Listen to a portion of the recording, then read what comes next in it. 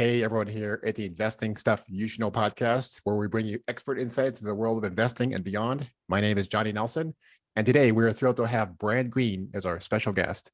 Brian comes to us from upstate New York, and he will share his story of investing, real estate, starting stores, raising a family, and a bunch of other cool things. So, Brian, thanks for being with us today, man. Thank you, Johnny, so much for having me. Amazing, man. Amazing. So, tell the folks where you're from. I know what you said, upstate New York, but a little more specificity, and we'll just kind of just take from there. Sure. So I'm in Saratoga Springs, New York, so about 3 hours north of New York City. It's just south of Lake George and a little bit north of Albany, if that gives you some geography. Anyone that's from the Northeast, I'm sure that they recognize the area and where that is. What kind of winters? So I'm in Minneapolis, Minnesota, Brian. What kind of Mhm. winters? I'm imagining they're fairly harsh. I was working with a colleague up there in Rochester, up somewhere in upper New York area. What kind of winters do you got up there? Probably similar to what you have in Minnesota. So we are, Terrible, too long, and too much snow. yeah, cold and dark and all those things. So we're a little bit further east though than Rochester, so we don't get heavy amounts of lake effect snow like they might. So here it's more, we do get snow, but it's more just cold and dark and like I said, probably similar to Minnesota. So it's a breath of fresh air once spring comes, and now that we're moving into summer, I imagine you would agree with, in your part of the world, it's kind of the same feeling. It is. It's exciting to see summer and see grass and grass growing and trees, trees flowering or getting their leaves and flowers flowering, if that's a word. Awesome, Yeah. man. So let's talk about. So we're gonna just jump right into the business side of this for the folks here, Brian. You founded a chain of retail stores back in '03, and then you exited that building or that business. Mhm. Give us some insights on how you got into the retail space and then how you grew it and the things that you learned there. I know it's like a lot of stuff there, but just kind of gives a little bit of history there because I think that always influences how we see things today. And then of course you're on a real estate path, more focused in the real estate, the building and the assets versus the businesses inside of the buildings. But give us a little insight there. Sure, sure. So, like you said, I started right out of college. We kind of were working for a paging company in the late '90s that turned into one of the earliest cell phone stores in the market. So I started working part time in that business, and then eventually, once I graduated from school, the boss I had in the paging store, he turned into kind of my mentor and my angel investor, and helped me get a contract with Verizon Wireless and to go off on my own to start off my own first store. From there, the business kind of snowballed, where this was like the peak cell phone time, right, where everyone was just getting their first phone. This was a big deal for everyone. Now it Blue seems like blue that's ocean. It's like it was unsaturated. yeah. Like think of the potential, right? Yeah. Now it seems like that's 100 years ago, but back then nobody had their own phone. We kind of hit it at the right time, and so one store turned into three and five, and eventually I built it up to 23 stores. And then retracted back a little bit as the market matured, back down to 15. And then at that point in 2014, I was approached by a company from the West Coast that owned hundreds of stores across the country, and they made an offer I couldn't refuse, and then that's where we got the exit. That's amazing, man. Can you talk to us a little bit? Maybe you've seen this if you have other other insights, and maybe you've seen other people on this path. I like that idea, or the thing that you mentioned was having a mentor, maybe even a investor at the beginning. How do you Mhm. find what kind of person you need to be that your boss sees something special in you? And how do you know when that person is there? Because we have lots of people have bosses, lots of people have just a mentor, someone that's been around the block, but you never know when something's going to click or when you can approach that or when you might draw that out of somebody. Like maybe they don't even know that they're a mentor, or that they're an entrepreneur themselves. And like, hey, what does this look like for us? I'm a young hustler doing my first thing, but they can see something in you. Talk to us on both sides of that. Yeah, so in my experience, before I had gotten to meet this gentleman, my brother had done the same. So my brother's a couple years older than me, and this gentleman had come to our school. We both were in college playing college football, and this gentleman came in looking for somebody to help with part-time summer work. And at the time, the only one in the whole room, there's 80 guys on the team that volunteered to work, was my brother.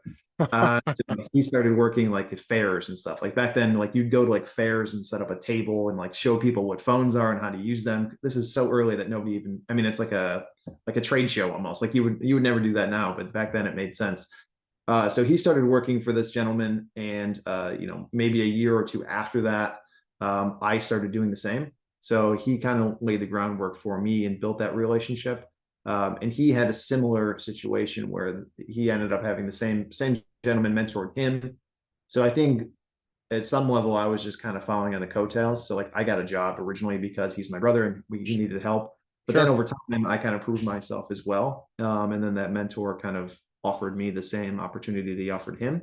And we kind of went forward from there. But it was just happenstance. I mean, it was, hey, who wants to work for the summer? And somebody raises their hand, and then I get a job because I'm related. And then I kind of prove myself in the stores. And then you kind of just, it just happened organically, I Yeah, think. but I think there's something there. Not to downplay it too bad. At least from your perspective, it's like it's modest. Like, oh, I just it kind of happened. But also, Yeah. like, you have to prove yourself. Like you said, you have to prove yourself. And there's something there that somebody sees. Like, hey, I think this guy or gal could go somewhere and do Mhm. something. For me, obviously, it's someone selfishly motivated because like, hey, they could do work for me. But also, so what is that? What kind of like just doing stuff and proving yourself? What does that mean I for think some of a it younger is, person? well, obviously it's competency, right? You have to show a skill set that could be molded into something bigger. Yeah. But a lot of it is also trust, right? Like that, if that person, that mentor, in whatever capacity it's going to be, it's going to not only commit money, but time, more importantly, and resources to developing you as a younger entrepreneur, Yeah. be worth their time, right? So I think there's a lot of boxes you need to check, but it's that my experience allowed me to do that because I was working in a capacity where we could kind of get to know each other better, without him Yeah. having, it's not like, hey, can you go out and get coffee with me? And then, hey, day two, can you be my mentor? Day three, can you be my angel investor? Now, it doesn't work that way. I don't know where that might work. But I feel like a lot of times in like, when I hear interviews, people ask about mentors, or they ask me like, how do you find a mentor? It's like, you can't, like, if you're going out to search for the mentor, it's probably a more difficult process than if it just Yes. happens organically. So I think, we had the capacity where I could kind of show myself and prove myself, and we could get to know each other better before we took that step. Yeah. And take it to today. And of course, I don't get too far off on the mentoring thing, but it's important because people are looking for mentoring and coaching, and could be younger, could be midlife or older. There's just people need the information and knowledge and confidence from all kinds of places. Do you have anyone now, Brian? If I could ask you a personal question, do you have anyone now that you're kind of mentoring and coaching within the real estate? I know we are more focused within the real estate space. Do you have a person or two that you're kind of guiding and helping right now?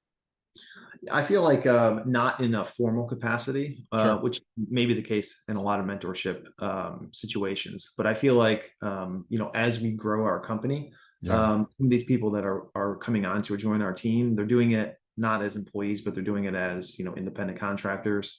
And a lot of times, the value proposition that we're providing is not only the vision we have for our company, but it's also the opportunity for them to learn more about real estate, because they're going to be working with myself and my brother, who's my partner, Yeah. uh, on an kind of an intimate level, right? Yeah. It's not only like, here's the upside, here's the compensation package, like all that stuff matters, but also you have the opportunity whenever you have a question on real estate, where you can learn as much as we can provide to you in knowledge, because a lot of them that are coming in, they kind of want to build up their own investment Yeah. portfolio at the same time. So it gives them that kind of resource in an informal way. So then, and then the message then to the audience, if you're maybe it doesn't like again wherever you are in life, but someone that wants to learn the real estate space, the real estate game, then look for that opportunity, and then this is a kind of essentially relationship that you could form with a solid team like Brian and his brother, from Green Springs Capital Group, and that might be how you get the chops and the knowledge and the skill set and the confidence to then go do it on your own. So I think that's important. I think it's important, like, because people are reaching out and asking me. I'm sure they ask you this, that, and the other. There's a lot of people out there like, how do I get into the space, into the game? What do I do? And I think this is a method. This is one way of doing it. I think it's important for people to be aware of how on a couple. Oftentimes this can go down. Yeah, I think it's important that the value proposition has to be a two-way street. Oh, Yes, that I too. want. Yeah, I love that. Yeah, I want to help you, and I can do whatever I can within the capacity that this is going to advance your own investment knowledge or your own real estate career. But at the same time, it works better if there's value coming the other way too. So, like in the example that I described to you, these people are deciding to come on as team members, right? So they're contributing to our company while I'm also providing them as mentorship. So that's what I mean by the value has to kind of go both ways, I think, for the mentorship to work. Amazing. Awesome, man. Well, that's an awesome place to then pivot toward kind of the things you're doing now to share with the audience. And like you said, you're in upstate New York. Investors that are, maybe more national, they're like, oh, I'm looking in like the growth markets of Texas or Yeah, Florida or Arizona. They're not necessarily thinking of New York, but New York or real estate is very local, as we both know. And obviously, sure. you're having success and finding, success in business and real estate in your area.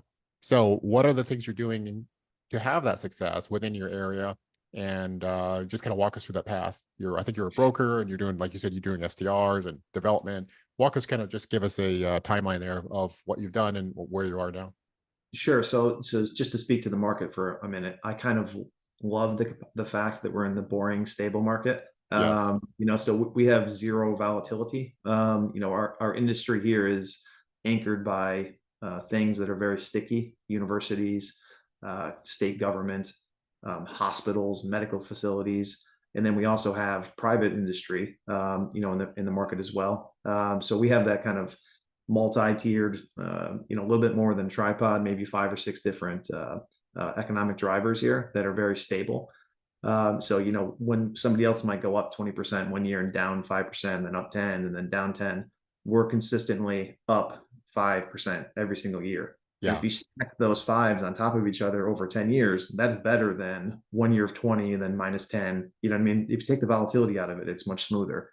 Um, Speaking to what we're involved in real estate now, our primary focus is on development. So we are looking to redevelop existing multifamily properties and also ground up development of new multifamily communities. And I say redevelopment because it's not really the old traditional value add strategy. I feel like our business model is more attuned to completely repurposing a building and kind of changing the market profile for it.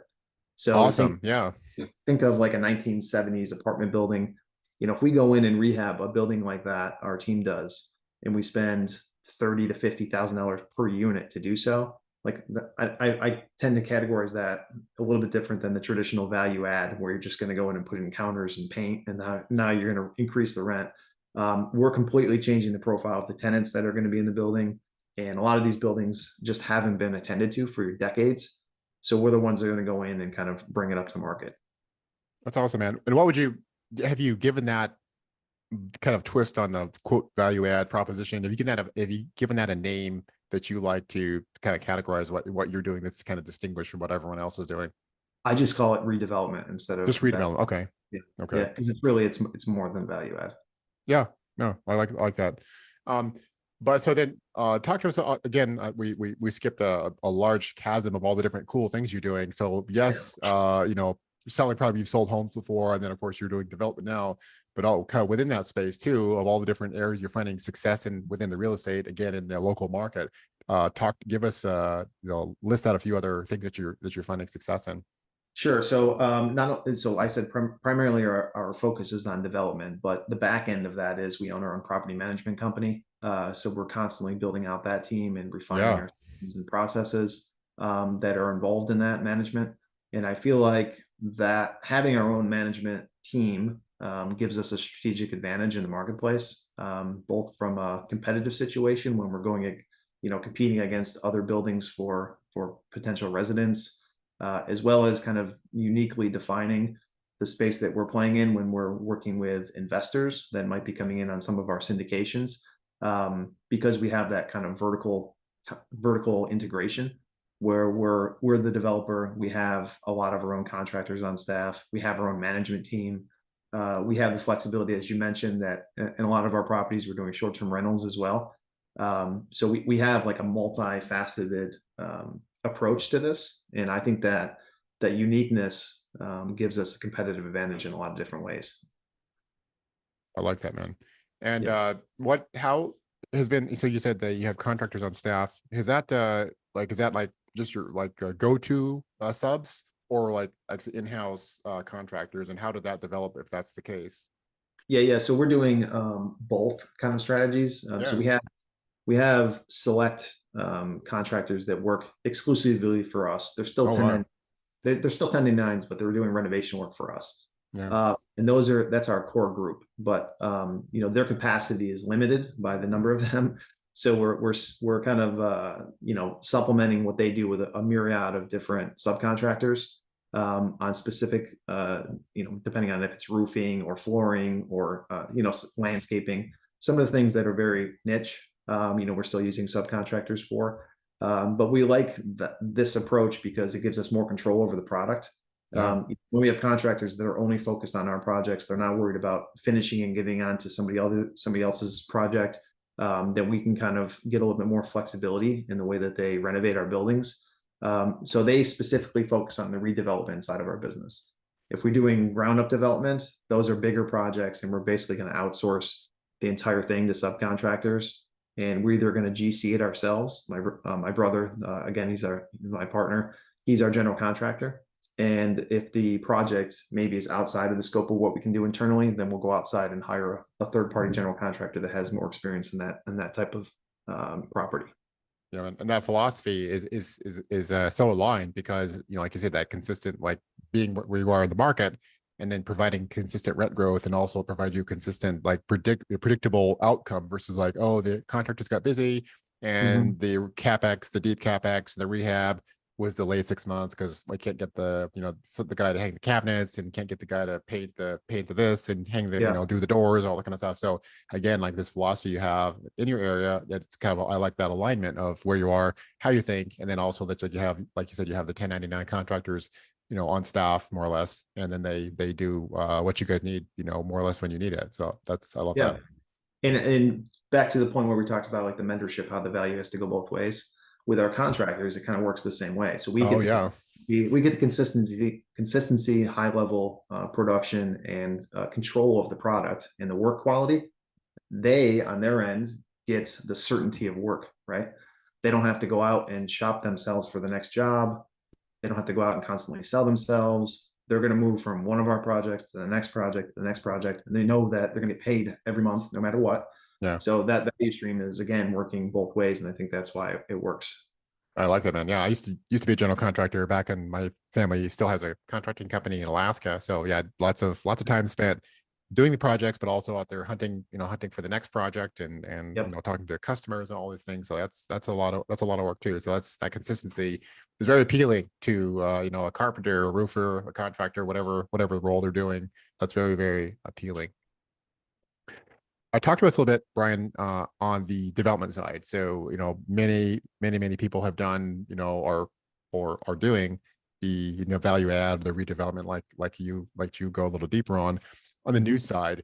What metrics have you seen that have made that attractive? And then what particular projects have you done or are doing now? So on the redevelopment side, the metrics that we look at there, and my background is operations, finance, that kind of world. Probably stemming from the operations of the stores that we used to own and manage. Yeah, makes a lot For of sense. me, yeah, for me, I need it to make sense on paper. I need the math to make sense. So I lean into the math before we get into anything. So when I'm looking at analyzing a property, realizing that I want to, build a company that has 1,000 units, give or take, over the next decade. The only way we're going to get that kind of explosive growth and be able to keep, you know, investing in a new property, redeveloping it, pulling our capital out, going into the next one, for lack of a better term, burring the properties back to ourselves so that Yes. we can keep redeploying the same capital. Yeah. The only way to do that is to get to buy product that you can increase the value to such an extent that you can regain your capital when you refinance. So that led us to redevelopment because it's very hard to go buy a Class A brand new property that's going to give you 5% cash flow. I mean, Right. that's fine in an investment for certain people and certain philosophies. But if I do that, it's going to, where you're basically parking your money there for the next 10 years and you can't use it anywhere else. So, the only way to find that chasm where I can push the value on the property to a certain extent that we can get our money back out is to do major redevelopment where, we're going to push the value of the building from $1 million to $2.5 million within 12 months through forced depreciation. So then we can pull off our own capital. We can use that capital again on the next project, and we kind of rinse, repeat, and it just keeps snowballing. Now, the ground up development, that was kind of born out of the concept that the last maybe 24 months, where values were elevated, it was very hard for us to find a property that was existing and in place that made sense on paper, just because the cost of the product was too high, labor and materials were too high for our redevelopment. So we ended up not buying a whole lot in the last year. So instead, I said, okay, well, if it's cheaper to build it than it is to buy it and fix it, then we should Yeah. go on that path. So that led us to development, which I think in retrospect was great, because now that we have the skill set to do development as well as redevelopment, we have kind of this two-pronged approach, and we can kind of weather the market fluctuations and lean into whatever side makes the most financial sense in that given time period. And in that way, we can kind of get to our goals much faster. I like that, man. That is so, just kind of like you saw the opportunity, you leaned into it, and then you maybe look back and you're like, holy smokes, wait, now we have we developed another, not just the ability to do it, but another skill set. And then maybe that actually can actually give our company greater staying power. And like you said, depending on market conditions, which sometimes make it, make existing product very attractive. Sometimes it can make new product very attractive. So, that bolsters that and gives you, makes you anti-fragile, more robust, Yeah, yeah. And to that point too, a little bit more, because you're in a similar market in Minnesota that we are in New York, with some, let's say, pretty stringent landlord tenant laws. Yes. So In other words, very favorable to the tenant. yeah, Let's that's say right. that very straightforwardly. So I like that it's also a kind of a hedge against those laws here becoming more advantageous to the tenants, because if we're doing ground up development, there is no set rent amount until we create it. Yes. So any type of rent control or regulations on increasing rents kind of goes to the wayside because there isn't any in place now. Yeah. So, if those laws become even more difficult to kind of navigate around, we can kind of, again, lean more into the ground up development where we can control that outcome versus doing more redevelopment. Awesome, man. Yeah. And is there a certain point? This is kind of just general knowledge for me and anyone else listening, if they're curious. If you do like a major redevelopment, like you said, on a 70s product, are you able to then reset depending on like the depth of the rehab or the redevelopment? Are you able to reset the rent because like so much of the building was brand new and repurposed, or no? It's still this the old rent rate still sticky, or are they still there? That's a question to be determined. So at Oh, this point, still in only because in New York, outside of New York City, there's still to this point is not rent control. yeah, So we're still able to go in and push rents to whatever extent we want to, in line with what the market will pay for that redevelopment. But yes, if we have new legislation that comes down that most of what I've seen from across the country, and maybe in Minnesota it's the same, if you go in and you're doing a certain level of renovation to the units, they'll allow for you to kind of turn over the tenant base and reset the market, because there's an understanding that some of these old buildings just need that level of work, and yeah, nobody's ever going to buy it if you can only increase the rent 5% from a depressed value going into it. So wishful thinking and hopeful thinking that if New York State goes down that line, that they're smart enough to figure that out, that they still yes. need helpers to redevelop old buildings. But to be determined. Awesome, man. Awesome. What are you a reader? Do you like to read, or maybe a podcast or a audible guy? Yeah, I read constantly. So Awesome, man. Give I us try. give us Go ahead. the two latest books that you've enjoyed.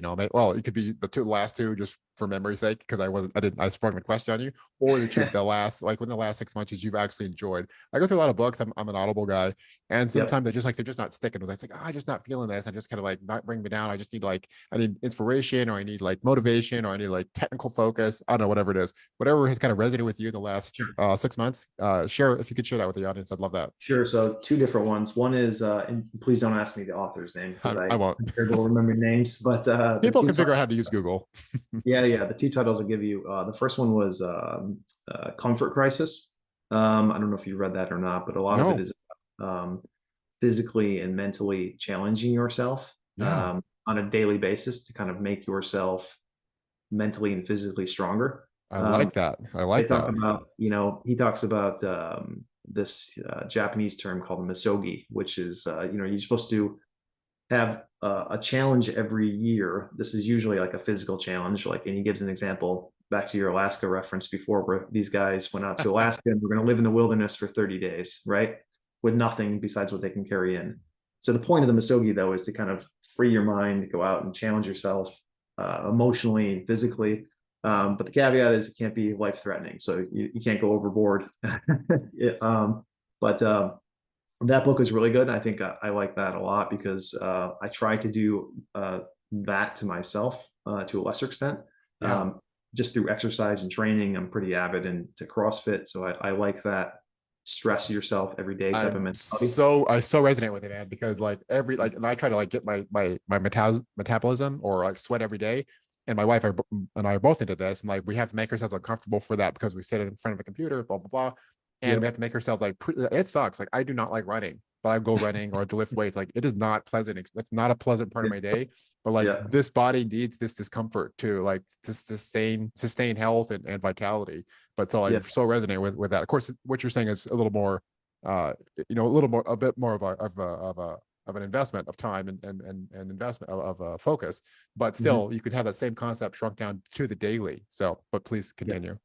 Yeah, yeah. And then the second one I'll give you is I'm actually 2/3 of the way through now, but it's really great. It's been recommended to me by a number of different people. I just have never got around to it, but it's called The Wealthy Gardener. Oh yeah. Um, Oh dude, yeah, that's such a I love that book. Yeah. Wealthy Gardener is more of a mindset book. It's not specific to business. It does talk about real estate in it, but the way it's written, it's kind of broken out into chapters over time, and it kind of gives you all these different um, caveats and lessons, weaving in a story with the author's own life experiences. But I've never read a book that has more great quotes in it than that book. It's just Yeah. filled with great quotes that's pulled from every other type of famous personal development or high achiever that throughout the course of history. It's like all of those quotes are in one book. Yeah. Yeah. I really like that book. I think I listened to it twice, 2.5 times actually. So yeah, I recommend that one as well, folks. And the other one, The Comfort Crisis, I'll have to look that one up and I'll probably read it soon because that's kind of up my alley, what I'm resonating with on the book front. How do people, fantastic recommendations there, Brian. How do people get in contact with you and or get to know more about what you're doing? Sure. So you can follow us on Instagram or message us there as well. It's at Green Springs Capital. Our website is greenspringscapitalgroup.com. And on there, there's links to investor portals and short-term rentals and our long-term rentals, et cetera. So if you have any interest in learning more about our company or just want to talk real estate, I'm always open for that as well. Or they can just send me an email directly. I've got no problem giving that out. It's Brian at greenspringscapitalgroup.com. Awesome, man. And I will drop the links, of course, to the podcast notes. So if somebody listens to this, 6 months from now, like, hey, well, I live in New York or whatever, I want to invest in New York or be part of what David or Brian's doing, then they'll know. They'll find that. So anyway, so thank you for being such a great guest, sharing all these stories of wisdom and learning and knowledge and your path here. We thank the audience for listening to another episode of the Investing Stuff You Should Know podcast. Give it a like, a recommendation, share it with a friend. Until next time, Brian, hey, thanks, man. Thanks, Johnny. Appreciate you having me.